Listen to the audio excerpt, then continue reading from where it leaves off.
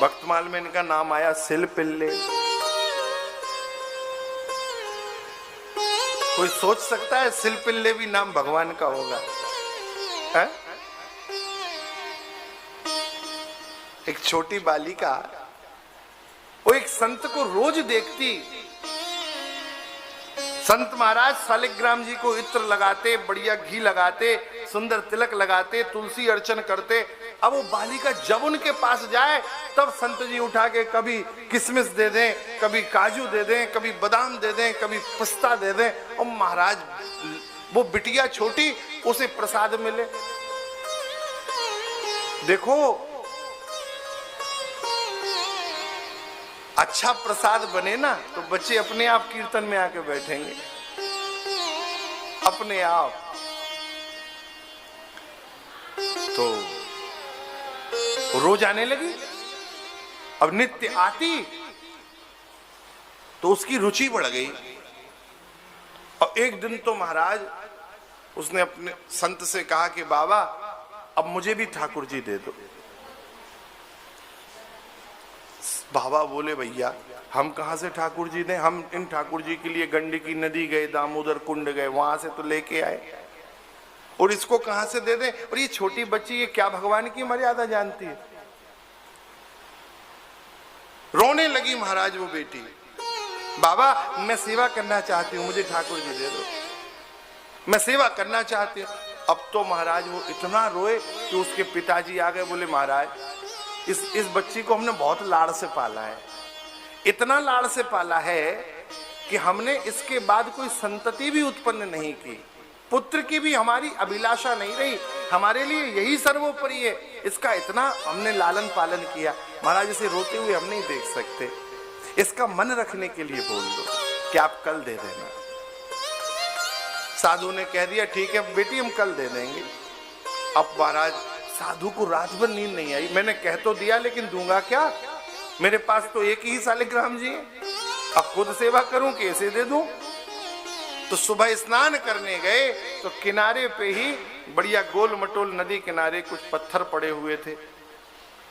बाबा को लगा कि ये ठीक है, क्योंकि भाई यदि सेवा मर्यादा अच्छे से नहीं हुई तो बाद में संत कहेंगे परेशानी हो जाएगी, तो वो ले आए।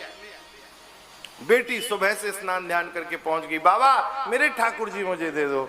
हाँ बोले बेटी वो देख सेवा हो रही है उन ठाकुर जी की। बाबा ने उन्हें इत्र लगा के, घी लगा के, तिलक लगा के चांदी के सिंहासन में रख दिया, और वो शिलाखंड था उसको रख दिया।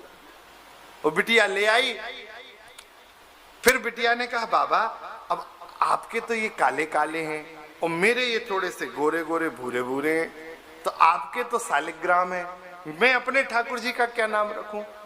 तो बाबा ने कहा कि अब इनको शालिग्राम कह दूंगा और कभी मेरे बाद कोई दूसरा संत आया तो वो तो बता देगा कि ये शालिग्राम नहीं है।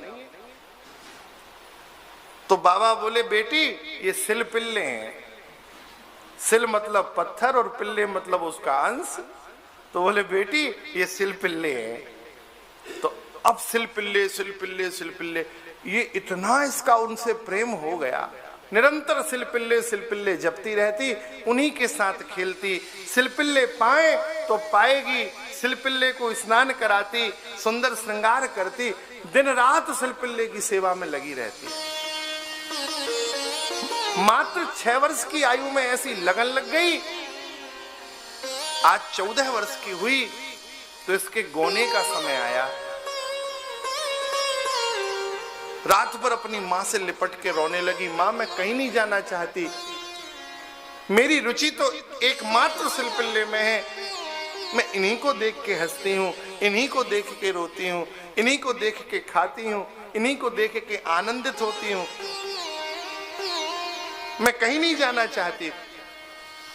माता ने कहा बेटी हम क्षत्रिय हैं, हमारे यहाँ तो आन बान शान के लिए सब कुछ कुर्बान कर दिया जाता है, तेरे पिता कहीं के नहीं रहेंगे।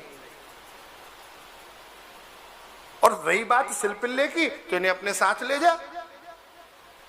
अब महाराज वो अपने साथ ले गई तो वो जो नया जो पति था, अब नवीन अपनी जीवन संगिनी के सन्मुख बैठा था। ये क्या करे, ये महाराज उससे बात ही ना करे। ये तो अपनी गोद में बस सिलपिल्ले को रखे रहे, उन्हीं को देख के हंसती रहे, उन्हीं से बात करती रहे। पति ने एक दो बार बात करने का प्रयास किया, जब कोई जवाब नहीं दिया, ये सिलपिल्ले भगवान को देखती रही, तो पति को लगा कि ये पत्थर जब तक इसकी गोद में है तब तक ये मुझे ध्यान नहीं देगी, मेरी बात सुनेगी नहीं। तो जैसे ही मार्ग के मध्य एक नदी आई, बड़ी गहरी नदी थी, उठा के महाराज और उसने उनकी गोद से उस पत्थर को उठाया, छीना और नदी में फेंक दिया। और जैसे ही उस पत्थर को नदी में फेंका है, महाराज इसके नेत्रों से अविरल प्रेमासुर बहने लगे, चीत्कार कर उठी, उद्दात रुदन करने लगी।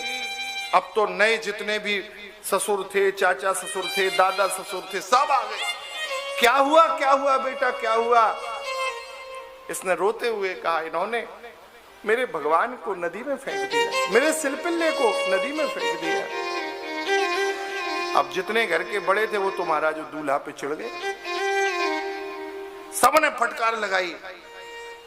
तो उस दूल्हा ने सहज भाव से कहा कि जिन्हें ये भगवान कह रही है, इतना प्रेम कर रही है, वो भगवान नहीं है, वो पाषाण था और वो मैंने फेंक दिया। और यदि इतना प्रेम ये करती है, उनके लिए मरने के लिए तैयार है, नदी में कूदने तैयार है, तो वो भी तो कुछ इससे प्रेम करते होंगे। पुकार, यदि तेरी पुकार सत्य है तो भगवान आ जाएंगे। महाराज ये डोली से उतरी, नदी की ओर देखते हुए चीखती हुई बोली, सिलपिल्ले, यदि मेरे हृदय में सदा आपके प्रति प्रीति रही, मेरे चित्त में सदा आपका ही स्मरण रहा, मैंने सदा आपका स्मरण किया है, तो सिलपिल्ले आओ और आकर हमारी प्रीति प्रकट दिखा दो इन सबको। और महाराज जैसे ही यह निवेदन किया, उसी सिंहासन से श्री ठाकुर जी नदी से निकल के आए हैं और ऊपर पुल पे आके हृदय से लग गए उस बिटिया के। अब बताओ, कोई सोच सकता है कि सिलपिल्ले भी इनका नाम हो सकता है?